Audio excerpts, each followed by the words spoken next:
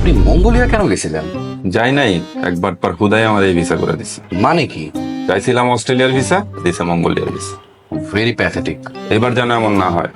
বলেন কি ভাই, আমাদের 200 বছর পুরনো কোম্পানি, লাগলে এমডি স্যার মইরা যাইব, কিন্তু ক্লায়েন্টের কোনো ক্ষতি করবে না। আমাদের এমডি স্যারের হাত অনেক লম্বা।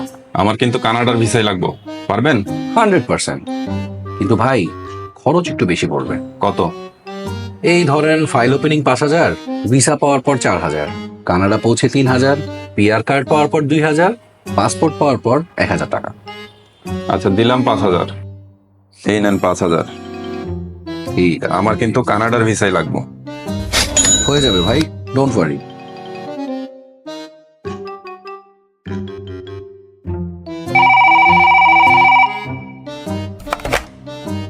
মুরাদ ভাই, আপনার ভিসার প্যাকেট তো চলে আসলো।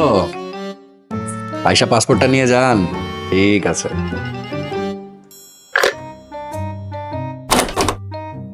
আসসালামু আলাইকুম ভাই। ওয়ালাইকুম সালাম ভাই, বসেন।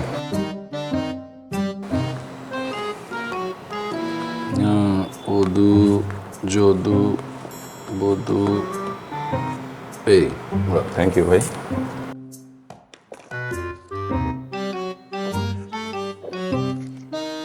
আরে এটা কি? দিলাম কানাডার ভিসা, দিলেন কানাডার ভিসা। আরে ভাই, গ্রানাডা তো কানাডার পাশের রুম, ড্রয়িং ডাইনিং রুমের মতো। গ্রানাডায় নাইমা হাইটা কানাডায় চলে যাবেন, দেন বাকি 4,000। কোনটা চাই তোরে কাইরা হালাই।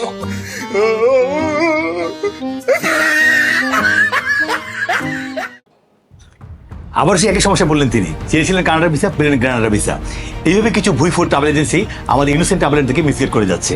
আমি সংশ্লিষ্ট সকলকে অনুরোধ করবো, যারা আমেরিকা, কানাডা, ইউরোপ বা অস্ট্রেলিয়াতে ভ্রমণ করতে চান, তারা অবশ্যই ভালো রিপোর্টেড ট্রাভেল এজেন্সির সাথে যোগাযোগ করে প্রসিড করবেন, যেখানে সেখানে আপনার পাসপোর্ট বা তথ্য উপাত্ত জমা দিয়ে প্রতারিত হবেন না।